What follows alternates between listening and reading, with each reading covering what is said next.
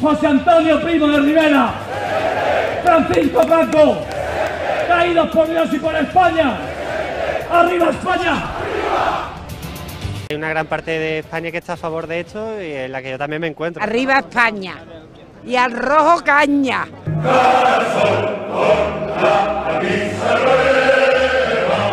La decisión política de este gobierno es firme. Vamos a proceder a la exhumación de los restos del dictador Franco del Valle de los Caídos. Así anunciaba el presidente del Gobierno la modificación de la Ley de Memoria Histórica que permitirá trasladar los restos mortales de Francisco Franco de la Basílica del Valle de los Caídos, un conjunto monumental construido por 20.000 prisioneros de guerra y donde yacen los cuerpos de 30.000 combatientes de la Guerra Civil. No es la única, pero sí es la más importante. El Valle de los Caídos es considerada la mayor fosa común española. La decisión gubernamental ha desatado la indignación de los nostálgicos de la dictadura militar que marcó a sangre y fuego la historia de España. Pero no todos los que acuden al Valle de los Caídos lo hacen para rendir homenaje a Franco. En octubre de 2018, el artista Enrique Tenreiro ejecutó una acción de protesta pintando una paloma de la paz con pintura roja sobre la tumba del dictador. Llámate. Por la libertad y por la reconciliación de todos los españoles. No graben, por favor. Por la reconciliación de todos los españoles, para que no haya ningún bando vencido. Por la libertad. Merchandising en torno a la figura del generalísimo y caudillo de España por la gracia de Dios. Lo comprobamos en el único comercio de Madrid dedicado exclusivamente a hacer negocio con simbología franquista. Somos distribuidores directos, entonces se ha preparado un marketing de camisetas, de tazas y demás. Alguna botella de vino con varios motivos, Águila, José Antonio, Franco, como reliquia, y con un valor aparte del que tiene, más sentimental, tenemos esta bandera, ¿vale? Esta bandera ves que es de pedrería y demás, es una bandera que está con hilos de oro y demás, y fue la última audiencia que concedió Franco en vida.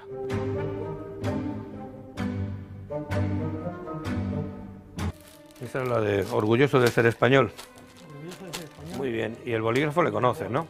Sí, sabes que cuando lo pulsas suena el himno y se enciende una luz.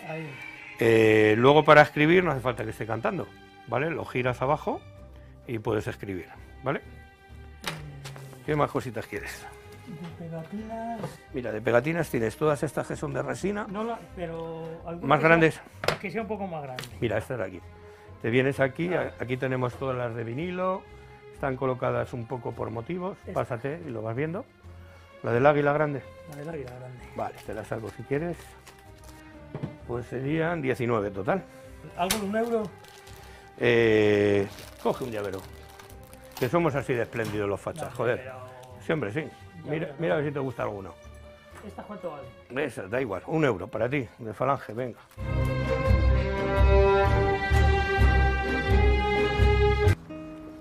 Fernando. ¿Qué tal? Buenas. ¿Cómo estás? Profesor de Historia en la Universidad Complutense. Eso es. ¿Quién fue Franco?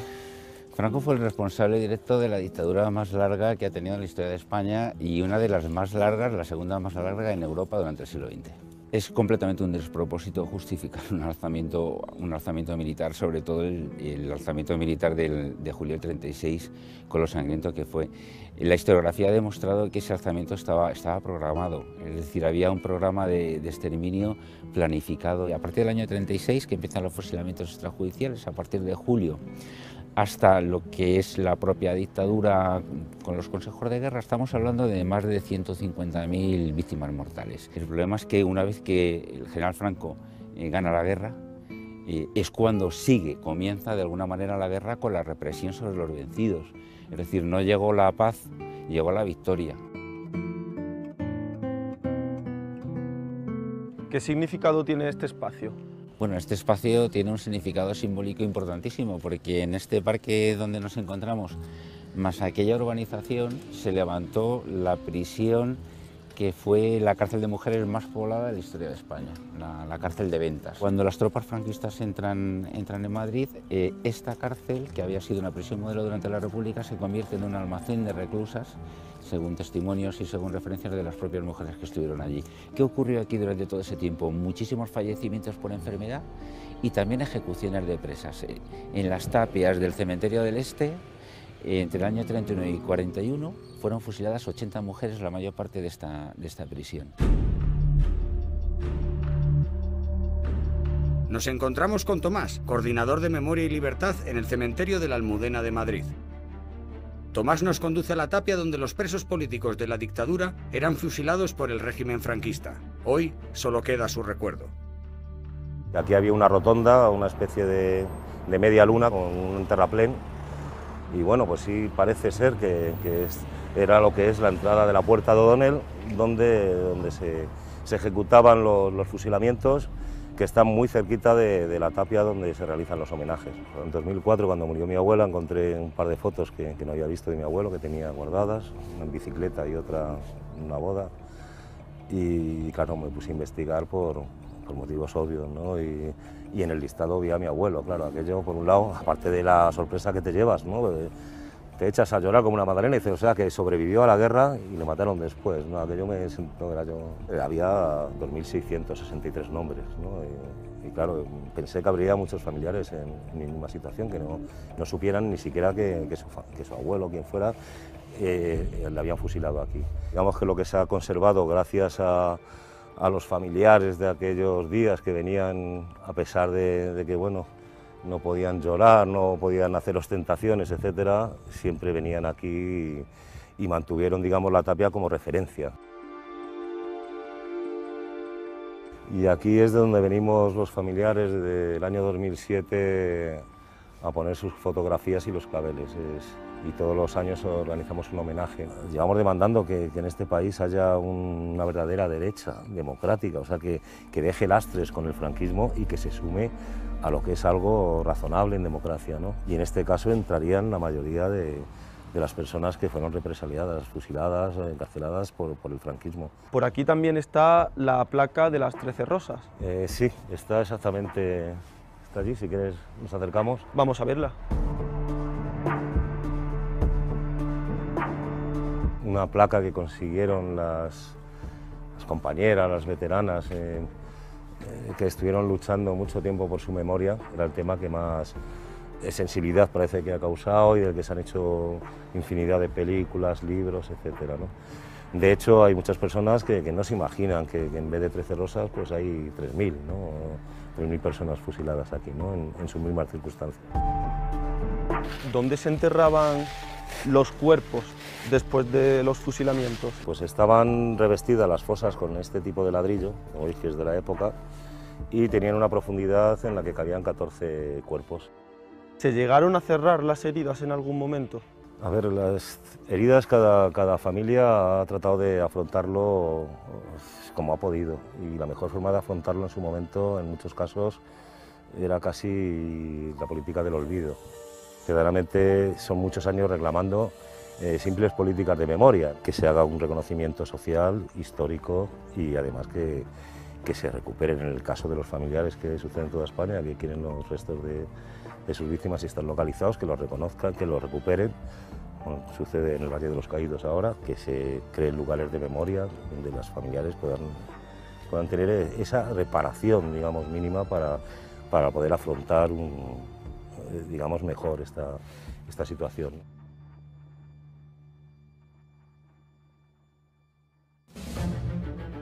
Nicolás Sánchez Albornoz tiene hoy 92 años. Es el único y último superviviente del Valle de los Caídos. Una pintada en 1947, Viva la Universidad Libre, le costó una condena a trabajos forzados por parte del régimen franquista. Su fuga en 1948 inspiraría la película Los años bárbaros, de Fernando Colomo. Entró en una universidad en que había sido depurada a fondo, donde había profesores muy conocidos, muy reputados, que estaban en el exilio, otros habían sido expulsados, e incluso al rector de la Universidad de Valencia lo fusilaron. Bueno, entonces, ¿qué respeto podía desarrollar en estudiantes más o menos inquietos una universidad de ese calibre, y es el momento en que la policía pues empieza a reprimir la resistencia interior, y en ese momento pues nos toca ser detenidos, y bueno, pues preso, consejo de guerra, cárcel, condena a 6 años y después de la condena pues a cumplirla en algún lugar. Nos mandaron a Cuelgamuros. En ese momento me estoy refiriendo al año 48. Y yo diría que casi la totalidad eran presos políticos. Había 3 destacamentos penales y cada uno estaba destinado a un tipo de obra. Había uno que estaba dedicado a construir el monasterio que hay detrás, que es a donde nos enviaron a nosotros, no sé por qué. Otro era el que estaba destinado a construir la carretera de acceso y también a utilizar todos los escombros extraídos del cerro para hacer esa explanada. Esto no era el caso único de Cuelgamuros, porque destacamentos penales como los 3 que había en Cuelgamuros había por toda España. Construir los pantanos, los famosos pantanos de Franco, pues están construidos por presos. No me convencía demasiado pasarme 6 años allí, y ahí es cuando empecé a pensar, junto con mi compañero Manuel Lamanna, en cómo nos podíamos escaquear, ¿no? Entramos en contacto con los compañeros de París. Unos eran exilados, otros eran algunos estudiantes que se habían ido de España para librarse de su detención. Bueno, y entre ellos organizaron la logística, digamos, de la fuga. Proporcionaron un coche, los conductores, salvoconductos perfectamente falsificados. También nos indicaron la forma de cruzar el Pirineo, que eso lo tuvimos que cruzar a pie y malamente, y estaba lloviendo, pues tardamos 3 días. Pero el primer paso es exhumar a Franco y restar esa simbología hiriente. En ningún país de Europa con un pasado como el de España hay monumentos de ese calibre. A Hitler parece que le han quemado los restos y los han tirado al río. Supongo que los peces se habrán indigestado. El rastro de dolor de la guerra civil y el franquismo, así como la nostalgia de algunos por la dictadura, han vuelto a escena en una España cuyas heridas no acaban de cerrarse. Así lo cree un referente de la nueva izquierda surgida del movimiento 15M y cofundador de Podemos como Juan Carlos Monedero. Uno tiene siempre problemas para hablar de los fantasmas, porque los fantasmas son recuerdos presentes de algo que no ha terminado de marcharse. Franco se murió en la cama y eso es un bochorno para la historia de la democracia española. En Alemania, el día que se atentó contra Hitler es día de celebración, incluso dentro del ejército. No hemos hecho una revisión real del franquismo. Franco sigue en el Valle de los Caídos, que es un mausoleo a mayor honra de un tipo que asesinó a 200.000 demócratas que tomaron las armas por defender la legalidad vigente. El franquismo sigue muy vivo en España, porque España se acostó franquista y se levantó demócrata. España no ha hecho bien sus deberes con el franquismo, y cuando vuelve de alguna manera la memoria de Franco, intranquiliza a los que no quieren mirar hacia atrás porque tiene mucho de lo que abochornarse. Franco fusiló a 200.000 españoles, exilió a 500.000, metió en la cárcel a otro 500.000, y eso dejó muy golpeado al país. Si tú no pides cuentas del patrimonio robado a los republicanos y a los que fueron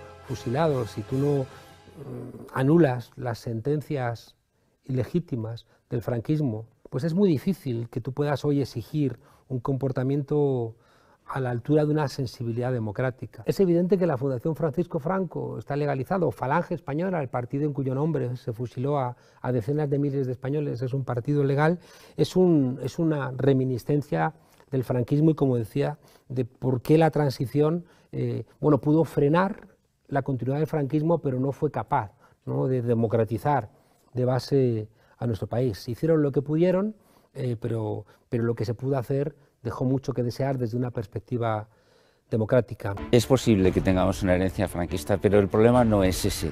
O sea, el problema es que hay una desmemoria. Es decir, durante muchísimo tiempo el pasado ha incomodado. Es decir, ha incomodado hablar del pasado. Y es más una ignorancia, un problema de ignorancia, que digamos de un relato, digamos, franquista que haya podido sobrevivir. La pretensión de los franquistas es de que las víctimas se callen, para ellos estar cómodos. El problema no es Franco, sino los acólitos que les ha salido ahora.